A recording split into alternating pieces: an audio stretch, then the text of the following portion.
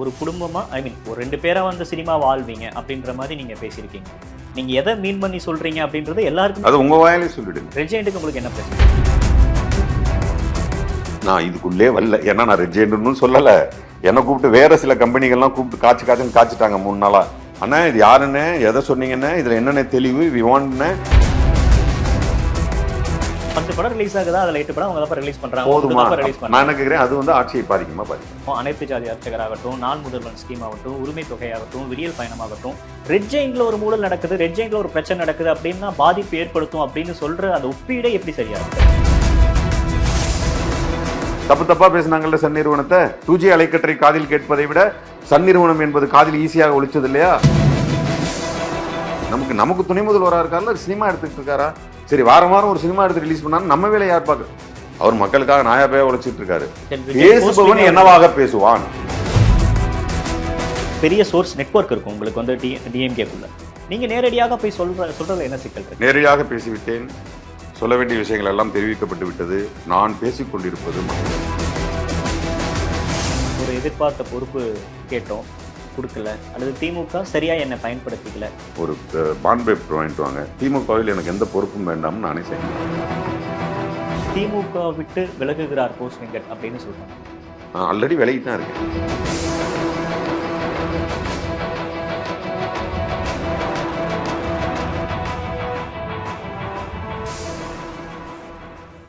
டிடிபேட் நேயர்களுக்கு வணக்கம். இன்றைய சிறப்பு நேர்காணலில் நம்மோடு இணைந்திருக்கிறார் திரைப்பட இயக்குனர் போஸ் வெங்கட் அவர்கள். வணக்கம். திமுகவுக்கு உங்களுக்கு என்ன பிரச்சனை? திராவிட முன்னேற்ற கழகத்தோடு எனக்கு பிரச்சனை எந்த காலத்திலையும் வராது. அப்படி திராவிட முன்னேற்ற கழகத்திற்கு ஒரு பிரச்சனைனா நான் முன்னாடி நிற்பேன். அது திராவிட முன்னேற்ற திமுக யாரையா எதுக்குனாலும் நான் ஏத்துருவேன். எனக்கு திமுக நல்லா இருக்கணும், என் கட்சி ஆட்சியில இருக்கணும், என்னுடைய தலைவர்கள் கடைசி வரை ஆட்சியில இருக்கணும், எங்க கொள்கை அழிந்து விடக்கூடாது, இங்க இருக்கக்கூடிய மாணவிகளுடைய கல்வி அழிந்து விடக்கூடாது. இங்க இன்னைக்கு வந்து உலகம் முழுவதும் இருக்கக்கூடிய கல்வியாளர்கள், சயின்டிஸ்ட் எல்லாம் தமிழர்கள் 60 விழுக்காடு இருக்கக்கூடிய ஒரு பெரிய நிலையை ஏற்படுத்திய தமிழகத்தை மாற்ற நினைக்கக்கூடிய பாசிச ஆட்சிகள் உள்ளே நுழைந்து விடக்கூடாதுன்னா திராவிட முன்னேற்ற கழகம் இருக்கணுங்கிற பட்சத்துல அந்த திராவிட முன்னேற்ற கழகத்திற்குள்ளே இருந்துகிட்டு தலைவர்களுக்கு கெட்ட பேரோ நிர்வாகத்திற்கு கெட்ட பேரோ வரும் பட்சத்தில் அப்படி என்ன திமுகவை எதிர்ப்பேன். அப்படி என்ன நடக்குதுங்க திமுகல? கட்சிக்கு அவப்பேர் ஏற்படுத்த இல்ல, நான் சொல்றது நான் அந்த மாதிரி நிறைய விஷயங்களை எதிர்த்து நின்றுருக்கேன்னு நான் சொல்ல வரேன். நீங்க எதை கேக்குறீங்கன்னு எனக்கு தெரியல. இல்ல, இப்ப சமீபத்துல உங்களுடைய காணொலி ஒண்ணு பார்த்தேன். அதுல ஒரு குடும்பமா ஒரு 2 பேரா வந்து சினிமா வாழ்வீங்க அப்படின்ற மாதிரி நீங்க பேசியிருக்கீங்க. கிட்டத்தட்ட ஒரு 3-4 நிமிஷம் வீடியோ நினைக்கிறேன். அதுல நீங்க பேசுறப்ப எதை நோக்கி பேசுறீங்க அப்படின்னு உங்களுக்கும் தெரியும், அங்க கேள்வி எனக்கு தெரியாது. நீங்கள் என்னவாக எடுத்துக்கொண்டீர்கள் அதை எனக்கு பதில் சொல்லிடுங்க. I can say good answer. நீங்க சினிமாவை பார்க்கக்கூடிய எல்லாருக்கும், இல்ல தமிழ்நாட்டுல வசிக்கிற எல்லாருக்கும் நீங்க எதை மீன் பண்ணி சொல்றீங்க அப்படின்றது எல்லாருக்கும் அது உங்க வாயிலே சொல்லிடுங்க. எதை நான் மீன் பண்ணி? சரி, அப்ப வெளிப்படையாவே நான் கேள்வி ப்ளீஸ் கேளுங்க. ரெட் ஜெயண்ட்டுக்கு உங்களுக்கு என்ன பிரச்சனை? ஓகே, நான் ரெட் ஜெயண்ட்டுக்கும் எனக்கும் பிரச்சனைன்னு நான் எங்க பேட்டி கொடுத்துருக்கேன்? நீங்க சொல்லப்பட்டதுல, நீங்க பேசுனதுல எதை சொல்றீங்க அப்படின்றது வெளிப்படையாவே தெரிஞ்சு உங்களால் புரிதல் இருந்ததோ? உங்ககிட்ட அது ரெட் ஜெயண்ட்னு புரிஞ்சுக்க முடிஞ்சதோ? இல்ல, இப்ப சமீபத்துல ஒரு படம் 10 படம் எடுத்துக்குவோம், எத்தனை படம் யார் ரிலீஸ் பண்ணாங்கன்னு அந்த டேட்டா உங்களுக்கு அப்படி ஒரு கணக்கு இருக்கு? You know that accounts right? நான் அதான் கேட்கிறேன். நான் சத்தியமா வந்து நான் உங்களை பிளேம் பண்ண விரும்பல. எஸ்ஆர் நோங்கிறது ஒரு உண்மை ஒன்று இருக்கு. ஆமா மார்ச் மாசம் வந்துச்சு, ஏப்ரல் வந்துச்சு, ஜூன் வந்துச்சு, ஆமா பிப்ரவரி 14 2 படம் வருது. ஆமாங்க அப்படின்னு சொல்லுவீங்களா? நீங்க சொல்லுங்களேன். நீங்க சொன்னீங்கன்னா டக்குன்னு ஆன்சர் பண்ணிடுவேன். எல்லாருக்கும் தெரியும் சார். அப்ப நீங்க எல்லாருக்கும் தெரிஞ்சிருச்சுங்கிறீங்க. அதை மக்கள் முழுவதும் அந்த அதிருப்தியில ஒரு படம் ரிலீஸ் ஆகுதுன்னா எத்தனை படம் யார் ரிலீஸ் பண்றான்ற தகவல் எல்லாருக்கும் தெரியும். தியேட்டர்ல உட்கார்ந்து பாக்குறாங்க. நான் இப்படி கேட்கிறேனே, இது நீங்க ரொம்ப ஆரோக்கியமா எடுத்துக்கொள்கிறீர்களா இல்ல இது ஆரோக்கியம் இல்லைன்னு நினைக்கிறீங்களா? ஒவ்வொரு செயலுக்கு பின்னாடியும் அதுல நன்மையும் இருக்கும், தீமையும் இருக்கும்.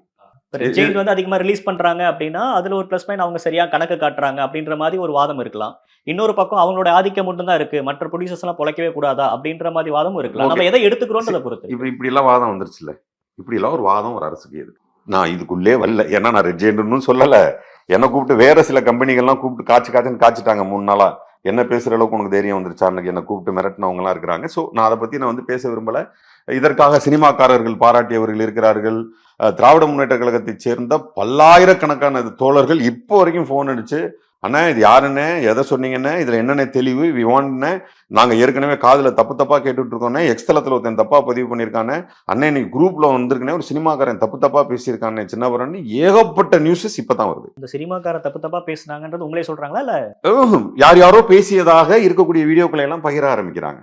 நான் என்ன கேட்கிறேன், இப்ப நம்ம ரெட் ஜெயண்டே விட்டுருவோம். ரெட் ஜெயண்ட் வந்து இப்ப என்ன, ரெட் ஜெயண்ட் வந்து நல்லது செய்யறாங்க, நிறைய படங்களை ரிலீஸ் பண்றாங்க, ஓகே லீவ் இட். அந்த ஏரியாவுக்குள்ள நான் வரல. சினிமாவை பற்றி இதே கேள்வியை திரும்ப கேளுங்க. என் சினிமாவிற்கு நான் என்ன செய்ய வேண்டியது, நான் இப்ப அரசியலுக்கு வரேன். அரசியலை பொறுத்த வரைக்கும் என்னுடைய பதில் ஒன்னே ஒண்ணுதான். 2011 தோனி 6 அடிக்கிறாரு, ஜெயிக்கிறோம், சந்தோஷமா இருக்கையில தலைவர் அவர்கள் கலைஞர் முத்தமிழறிஞர் டாக்டர் கலைஞர் அவர்கள் வந்து அங்கே இதுல கெஸ்ட் ஹவுஸ்ல வந்து தங்குறாரு காஞ்சிபுரத்துல. அவர் எப்போ வந்தாலும் இங்கே பேச்சாளர்கள் யாருன்னு கேட்பாரு. அப்புறம் என் பேரை சொன்னேன்னா அவனை உடனே வர சொல்லுங்கிறாரு. நான் போறேன். போனப்ப ரொம்ப சந்தோஷப்படுறாரு. தோனி 6 அடிச்சதுக்கும் நம்ம வேர்ல்டு கப் வாங்கினதுக்கும் இலங்கையை எதிர்த்து ரொம்ப ரொம்ப சந்தோஷமா இருந்தார். ஆனால் நான் சென்றது அதற்கு அல்ல. நான் ஒரு பெரிய கம்ப்ளைண்ட்டுக்காக போறேன். அப்படி சென்ற பொழுது அவர் பயங்கர ஹாப்பியா இருந்தாரு. அதெல்லாம் சொன்னாரு. சொன்னோன்னே அப்புறம் கொஞ்ச நேரம் கழிச்சு ரிலாக்ஸ் ஆகிட்டு அப்புறம் எப்படி இருக்கு, நீ என்னென்ன இடத்துக்குலாம் போனேன் அப்படின்னா, நான் அங்கே போனேன் இங்கே போனேன் எல்லாம் எப்படி இருக்கு அப்படின்னாரு. ஆனா எனக்கு அப்போ தோணுது என்னன்னா, இவ்வளவு சந்தோஷமா இருக்காரு, நம்ம 2G அலைக்கற்றை விவகாரமோ சன் பிக்சர் விவகாரமோ இவர்கிட்ட யாரும் சொல்லலையோ எனக்கு தோணுச்சு. ஆனா கலைஞருங்கிறது அஷ்டாவதானி, அவர் வந்து எல்லாத்தையும் தெரிஞ்சுக்கிட்டு போங்கடான்ட்டு கரைச்சி குடிச்சிட்டு போயிடுவார். அது எனக்கு நமக்கு அந்த புரிதல் இல்லை, இப்போ வரைக்கும் இல்லை. நான் அப்படி மெதுவாக ஆரம்பிச்சு இந்த மாதிரி அப்போ வந்து என்னுடைய அருமை சகோதரர் எழில் எம்எல்ஏவா இருக்கார். அவர் தான் வந்து எனக்கு மேடைகளில் நாங்கள் 2 பேரும் தான் பேசுவோம். மிகச்சிறந்த பேச்சாளர் எழில் அவர்கள். அவரும் தான் சொல்லுவார். அப்போ நாங்கள் 2 பேரும் போயிட்டு மற்ற அதிமுகவினர் மற்ற கட்சிகளுடைய மீட்டிங்கில் போய் உட்காரோம். அவனுங்கள்ட்ட டாப்பிக்கே இல்லை. ஏன்னா 2005 to 2011 அந்த எலெக்ஷன் இருக்கு, அது பீரியட் இருக்கு, தமிழகத்தினுடைய பொற்காலம் இருக்கிறதுல பெஸ்ட் பீரியட்னு இன்னைக்கு வரைக்கும் தமிழகமே பேசக்கூடிய ஒரு பீரியட் தலைவர் டாக்டர் கலைஞர்களுடைய பீரியட். உள்ளாட்சித்துறை அமைச்சராக நம்மளுடைய தளபதி அவர்கள் இருந்த நேரம். அப்போ நம்ம எதுவும் ஆரம்பிச்சேன், ஐயா என்ன ஐயா அவங்க எதெல்லாம் பேசுறாங்க ஐயா, மக்களுக்கு அதெல்லாம் புரியலைங்க.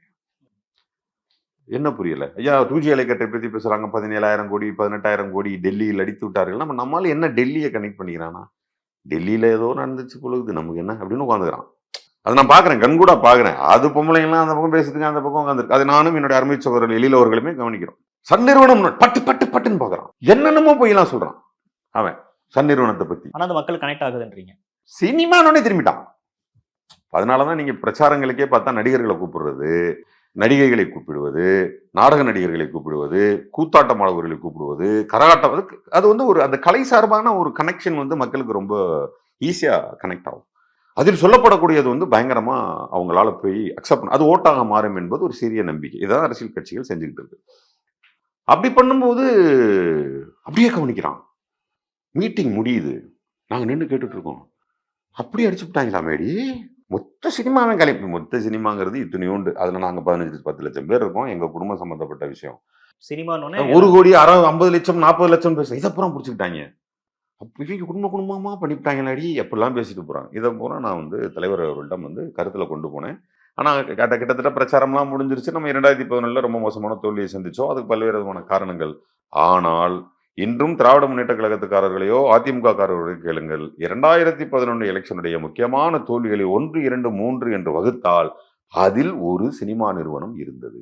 அதுக்கும் இப்ப நடக்கிறதுக்கு நான் என்ன கேட்கிறேன், ஒரு நல்ல ஆட்சி நடந்துட்டு இருக்கு. மக்கள் பெருசா நம்புறாங்க. ஏன்னா பகட்டு இல்ல, பெரிய பந்தாக்கள் கூட்டங்கள்லாம் இல்ல. நீங்க வார்டுக்கு காலைல எஞ்சி போறாரு சின்னவர், அவர் வார்டுக்கு போய் ஒரு விழா அட்டன் பண்றாரு, அவர் வார்டு அந்த ஊனமுற்றோர் அது இதுன்னு சொல்லி நலிவு கொடுக்குறாரு. அப்படியே மத்தியானம் ஒன்று போறாரு, மத்தியானம் சாப்பிட்றாரு, அப்படியே 4 மணிக்கு கிளம்புறாரு, வந்து படுக்கிறாருன்னு. அப்புறம் மழை பெஞ்சா கால் 2 மணி 3 மணின்னு போறாரு. பெரிய நல்ல பேர் இருக்கு அவருக்கு. இங்க நடக்கிறது தெரியுமா தெரியாதான்லாம் தெரியாது. ஏன்னா அவர் முற்றிலும் தமிழகத்தை விட்டு நோக்கி இருக்கிறார். நான் சொல்வது நாட் ஓன்லி ரெட் ஜெயண்ட், சினிமாவை பற்றி திரும்பி பார்ப்பதற்கான நேரம் இவருக்கு இல்லாமல் இருக்கக்கூடிய வாய்ப்பு இருக்கிறது. இல்ல நீங்க சொல்ற நான் புரிஞ்சுக்கிட்டேன். ரெட் ஜெயண்ட்ல ஒரு முறைகேடு நடக்குது, அல்லது ரெட் ஜெயண்டோட ஆதிக்கம், அது நான் முறைகேடு அப்படியே நான் சொல்ல வரல. நான் சொல்லுவது ஒரே ஒரு, நான் சொல்லுவது மிகச்சிறந்த அளவுல ரெட் ஜெயண்ட் நிறுவனம் பல பணக்காரர்களுக்கு உதவி செய்திருக்கலாம், ஏழைகளுக்கு உதவி செய்திருக்கலாம், தமிழகத்தினுடைய விடிவெள்ளி நிறுவனமாக இருக்கலாம். ஐயோ ரெட் ஜெயண்ட் மாதிரி இனிமே கம்பெனியே இல்லை என்று ஒருவன் சொல்லலாம். நான் வெளியில என்ன பேசிக்கிட்டாங்கன்னு உங்ககிட்ட கேட்கிறேன். சொல்லுங்களேன். இல்ல எனக்கு அதை மட்டும் சொல்லிடுங்க. எனக்கு அதை சொல்லிட்டீங்கன்னா நான் கொஞ்சம் சேஃப் ஆவேன். வெளியில என்ன இதுக்கு பேசுறாங்க முன்னாடி நம்ம பேசினது அது சொல்லிடுங்களேன். என்ன சொல்றாங்க வெளியில? 10 படம் ரிலீஸ் ஆகுதா, அதுல 8 படம் அவங்க தப்பா ரிலீஸ் பண்றாங்க, 3 போதுமா? தப்பா ரிலீஸ் நான் என்ன பண்றாங்க. கேக்குறேன், அது வந்து ஆட்சியை பாதிக்குமா பாதிக்காது? இல்ல அது எப்படி ஆட்சியை பாதிக்கும் நான் கேட்கிறேன். இப்ப நீங்க ஒரு உதாரணம் சொன்னீங்க. மீட்டிங்ல பேசினாங்கல்ல, 2011 பேசினாங்கல்ல, தப்பா பேசினாங்கல்ல சன் நிறுவனத்தை. 2G அலைக்கற்றை காதில் கேட்பதை விட சன் நிறுவனம் என்பது காதில் ஈஸியாக ஒழிச்சது இல்லையா? அந்த சன் நிறுவனத்தில் இருக்கிறவங்க கூட அப்ப எலெக்ஷன்ல யாருமே நிக்கல. ஆனால் இந்த நிறுவனத்தை சொன்னா ஸ்ட்ரைட்டா துணை முதல்வரை போய் பாதிக்கும். இல்ல 2021 ஆட்சிக்கு வந்ததுக்கு அப்புறம் அனைத்து ஜாதி அர்ச்சகராகட்டும், நாள் முதல்வன் ஸ்கீம் ஆகட்டும், உரிமை தொகையாகட்டும், விடியல் பயணமாகட்டும், இத்தனை ஸ்கீம் போட்டு இதுல மக்கள் கிட்ட போய் அரசியல் படுத்தி மக்களை போய் சந்திச்சு இதுல இருக்கக்கூடிய நன்மைகள் ரெட் ஜெயின்ல ஒரு ஊழல் நடக்குது, ரெட் ஜெயின்ல ஒரு பிரச்சனை நடக்குது அப்படின்னா பாதிப்பு ஏற்படுத்தும் அப்படின்னு சொல்ற அந்த ஒப்பீடே எப்படி சரியா இருக்கும்? மக்களுடைய மனநிலையை சொல்றேன். ஒரு இலை விரித்து சோறு போட்டு பாயாசம் வரைக்கும் சாப்பிட்டு அப்பளம் வரைக்கும் போட்டு எல்லாத்தையும் வலிச்சு சாப்பிட்டுட்டு ஊறுகாயை தேடும்போது ஊறுகாய் இல்லைன்னா கத்த ஆரம்பிச்சிருவான். என்னடா ஒரு இவ்வளவு பெரிய பந்தி வைக்கிறிய, ஒரு ஊறுகாய் வைக்க முடியலன்னு தான் கேட்பானே தவிர மிகச்சிறந்த பாயசம் போட்டீர்கள்னு சொல்ல மாட்டான். மக்களுடைய மனநிலை அரசியலையும் அரசியல்வாதிகளையும் அதிகாரத்தில் இருப்பவரையும் கேட்கக்கூடிய கேள்வி ஒன்று தான். எனக்கு நீ முழுமையாக குறையற்றவனாக வேண்டும்ங்கிற கேள்விதான். ஆனா அப்படி ஒரு ஆட்சியை கொடுக்கவே முடியாது. இப்படி ஒரு ஆட்சியின் உலகம் முழுவதும் நடந்ததே கிடையாது. இருந்தாலும் மக்கள் உண்மையில் எனக்கு அலிகேஷன் வரக்கூடாது. அது wrong allegation or right allegation வரக்கூடாது. உன்னை பற்றி என்னிடம் யாரும் தவறாக சொல்லவே கூடாது. என் காதில் எந்த சூழ்நிலையும் தவறான என்று விடவே கூடாது. சும்மா போற போக்கில் எதிர்கட்சிக்காரன் பொய் சொல்லிட்டு போயிட மாட்டானா? நான் என்ன சொல்றேன், அப்படி பொய் சொல்வதற்கு காரணிகள் இருக்கும்ல நம்மளை சுத்தி. அதை நம்மளே ஏன் தண்ணி ஊற்றி வளர்த்து வச்சுக்கணும்னு கேட்கிறேன். அவ்வளவுதான். இல்ல இப்ப நம்ம நீங்க திமுகல காலகாலமா இருக்கீங்க, கட்சிக்காக உழைக்கிற ஒரு ஆள் தான் நீங்க.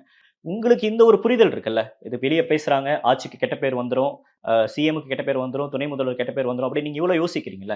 கட்சியில இருக்கிறாங்க, பெண்ணுன்னு ஒரு நிறுவனம் வச்சு என்ன நடக்குது என்ன இதுன்னு எல்லாம் கவனிக்கிறவங்க இதெல்லாம் யோசிக்க மாட்டாங்களா? இது மாதிரி வெளியே பேசுறாங்கன்றது அவங்க காதுக்கு போயிருக்காதா? இந்த கேள்வியை நான் அவர்களிடம் வைக்கிறேன். இந்த கேள்வியை நீங்கள் யாரிடமெல்லாம் தெரியுமா என்று கேட்கிறீர்களோ நானும் கேட்கிறேன். தெரியுமா தெரியாது? நீங்க என்ன நினைக்கிறீங்க? சினிமா லவ்வரா?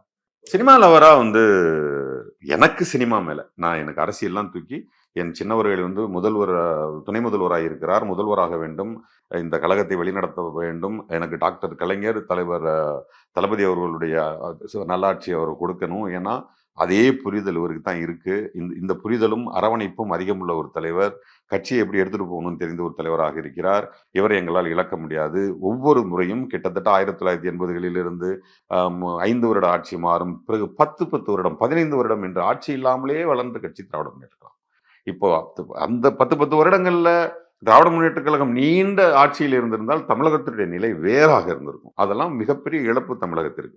இனி அது நடந்துட வேண்டாம். இனி ஏதாவது தொடர்ந்து திராவிட முன்னேற்ற கழக ஆட்சி, இந்த திராவிட மாடல் ஆட்சி நடந்து மக்களுக்கான நல்லது நடந்து நிறைய நல்ல நலத்திட்டங்கள் இது பெரிய முன்மாதிரி மாநிலமாக மாறணுங்கிற மிகப்பெரிய கனவோடு நாங்கள் பயணிக்கிறோம்.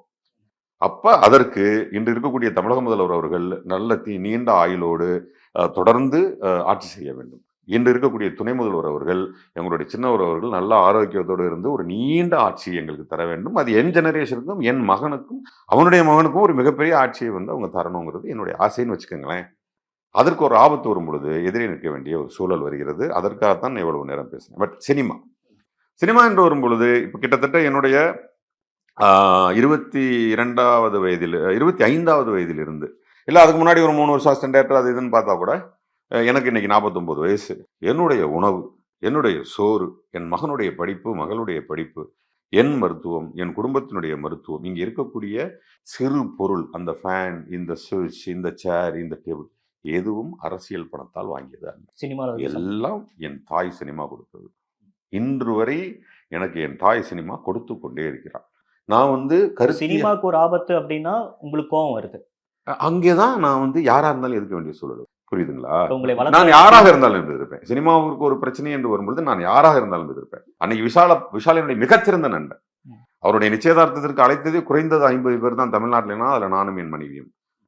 ஒரு பெரிய 7 ஸ்டார் ஹோட்டல் போட்டு எங்களை அப்படி அன்பா பார்த்துக்கிட்டோம். மிகச்சிறந்த சகோதரன். சிசிஎல்ங்கிற ஒரு கிரிக்கெட்ல சுற்றி இருப்பவரால் முற்றிலும் ஒதுக்கப்பட்டவன் நான். அன்னைக்கு கை கொடுத்து வாங்க நான் இருக்கேன், உங்களுக்கு வயசு வித்தியாசம் இல்லை, அவங்க உணர்வை மதிக்கிறேன்னு கூட்டு போனா என்னுடைய சகோதரன் விஷால் அவர்கள். அவனை பொட்டனே பேசினேன். ஏன்னா அவர் என்ன சொல்றாரு, சிறு பட்ஜெட்டே எடுக்காதீங்க. அப்பதான் எனக்கு தெரிஞ்சே அதுக்கு முதல் நாள் என்ன தம்பி ஒரு பையன் கூப்பிடுறானே, வாங்கி எங்கேன்னு பேசி 1.5 கோடிக்கு ஒரு படம் பிளான் பண்ணிட்டேன்னுங்கிறான். அவ்வளவு யாரா அப்படின்னு, அண்ணே அவரு மரக்கடை வச்சிருக்காருனே அப்படிங்கிறான்.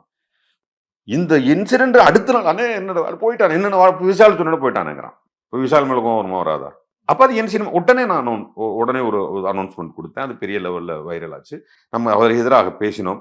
அதற்கு பிறகு இப்போ கங்குவா மேட்டர் வரும் பொழுது என்ன பேசினேன், புழு சட்டமாறனே நேரடியாக எதிர்த்தேன். பட் எல்லா யூடியூப்காரங்களையும் நேரடியாக எதிர்த்தேன். மற்ற அந்த பேசுகிற அத்தனை பேரையும் நேரடியாக எதிர்த்தேன். கோர்ட்டுக்கு போவோம்னு சொன்னேன். ப்ரொடியூசர் கவுன்சில் போனேன். திரு அம்மா கிருஷ்ணன் சிவா அவர்களை சந்தித்தேன். திரு தனஞ்சயன் அவர்களை சந்தித்தேன். எல்லாம் கோர்ட்டு கேஸ்னு படன்னு வேலை செஞ்சோன்னா அது கண்ட்ரோல் ஆச்சு. என்ன இது என் சினிமா? சினிமாவுக்கு ஒண்ணுன்னா கோவம் வருதுன்னு சொல்றீங்க. ஆமா. நம்ம எல்லாம் நியாயமான ஒரு கேள்விதான்.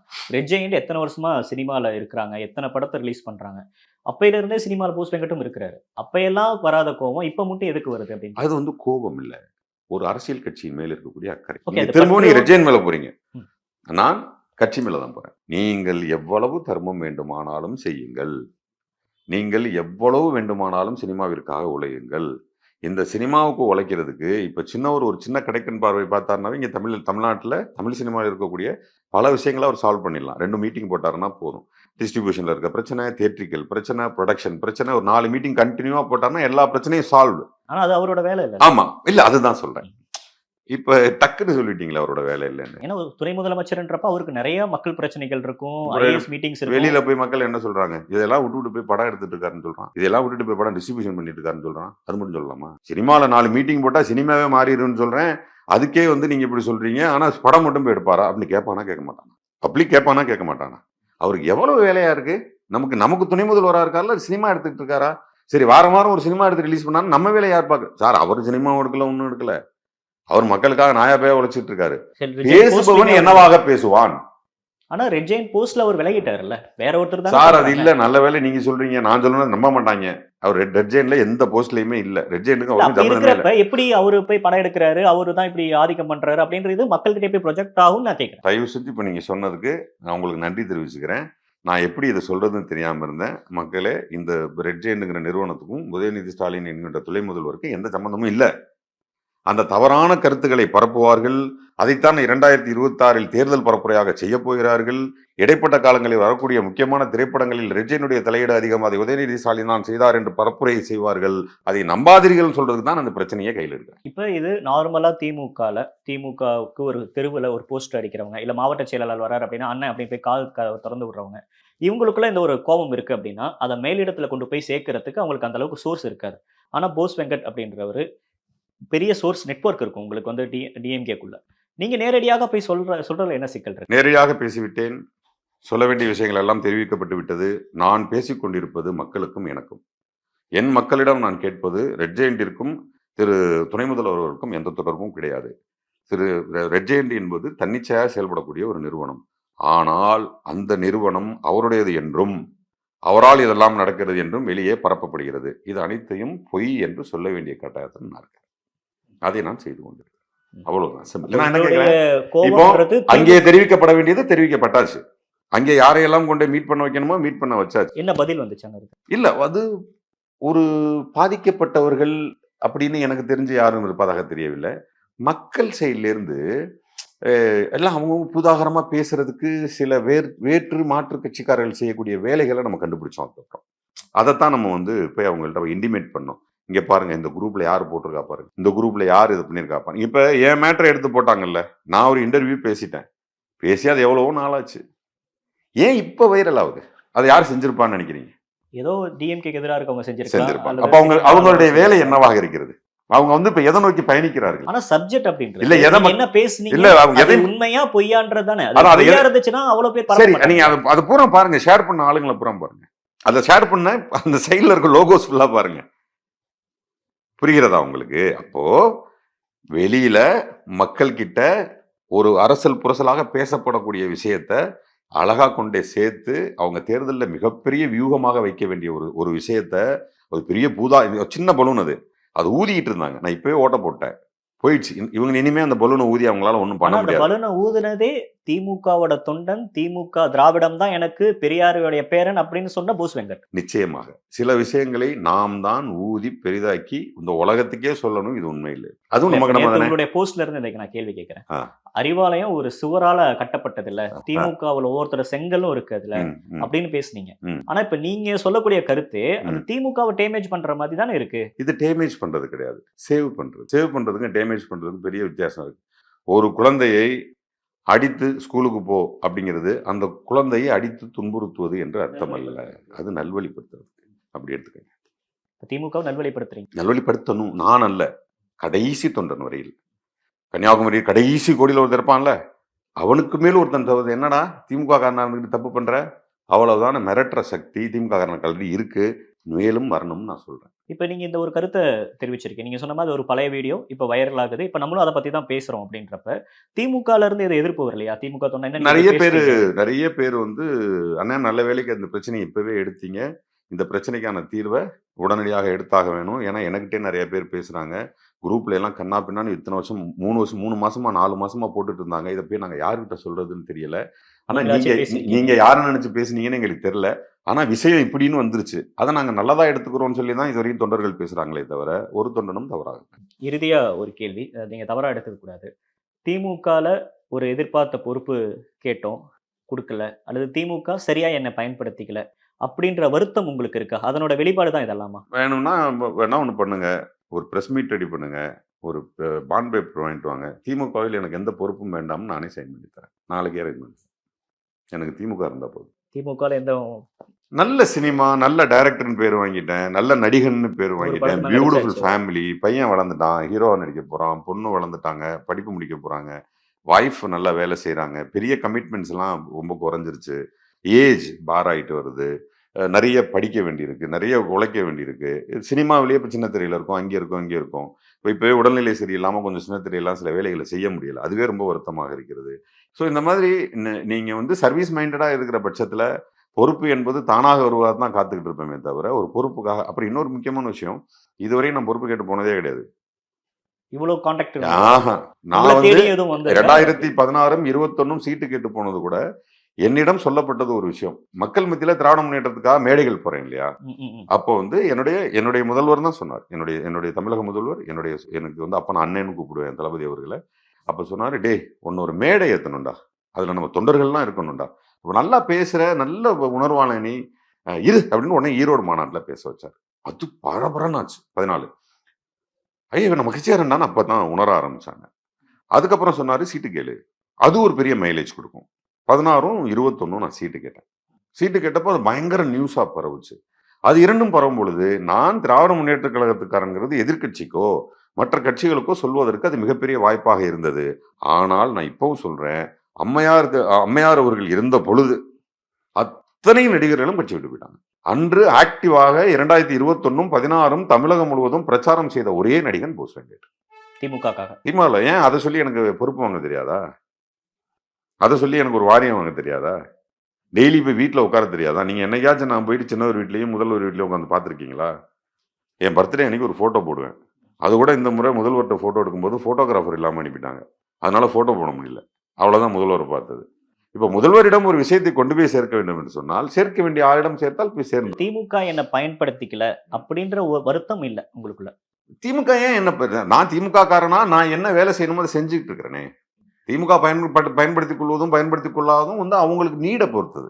நான் என்ன சொல்றேன், ஒரு செங்கல் இல்லை அப்படின்னா தூக்கி சொருகலாம், நல்ல சுவர் இருந்தா எதுக்கு உடைச்சுட்டு ஒரு செங்கலை உருவணும்? பாவம், அவன் எத்தனை வருஷம் உழைச்சானோ, எவனையாவது ஒருத்தன் உருகிட்டு என்ன உள்ள செருதுல எனக்கு வந்து பெரிய உடனே. திமுக விட்டு விலகுகிறார் போஸ் வெங்கட் அப்படின்னு சொல்றாங்க.